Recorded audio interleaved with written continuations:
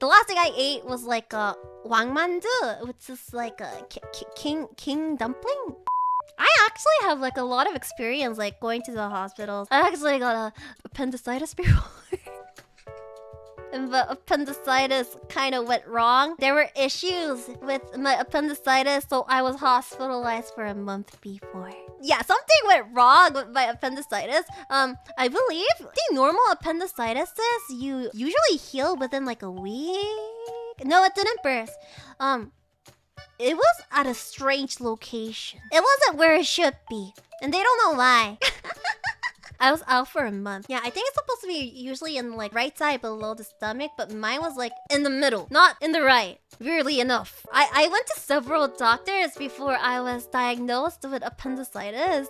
I went through like 4 or 5 different doctors because nobody could figure out what it was. Nobody could guess it because that's not where a freaking appendix is supposed to be, okay? So I went to like 4 or 5 different doctors and they were like, we don't know. I had to take a freaking MRI and they still didn't know. They're like, there's something here, but we don't know what that is. So for 2 days, I went to like 5 freaking different hospitals. And then like, I returned to the like first hospital I visited after like my surgery happened because they're like, hey, your blood results came out. Come back to the hospital and check. And they were like, oh, are you still hurting? And I was like, no, I'm not hurting. But I did have a surgery. That's why I wasn't able to come for like a month. And they were like, oh, why did you have a surgery? You guys know, like how you guys just diagnosed me with pretending to be sick? Yeah, I wasn't pretending to be sick. I had a very strange appendicitis. And then, like, he went silent, and she was like, technically, he wasn't able to spot the problem, and he told me it's okay, and then I could go home. But it wasn't okay, because apparently, the surgeon told me, like, if it happened a few more days later, it would have probably exploded, and then you would have, yeah, you wouldn't die, but then it would have been pretty bad. So the doctor just, like, went silent, and he was like, so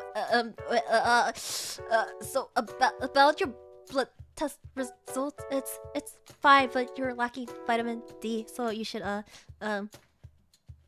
go out and touch grass more. He was trying to ignore what happened to me. So did you touch grass and feel better? No.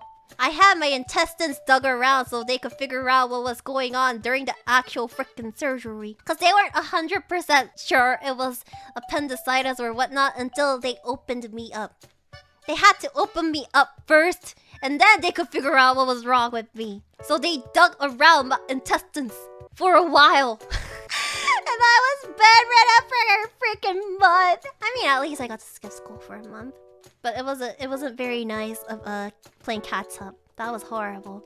It's painful. I couldn't move for like days. So the last thing I ate before I went to the hospital, because everything started like being super painful. The last thing I ate was like a wangmandu, which is like a king dumpling. It's like this huge. It's like a super sized dumpling, and then. Because that was the last thing I ate before I was hospitalized basically for a month, I have dumpling trauma. I have dumpling trauma now. I can't eat dumplings anymore.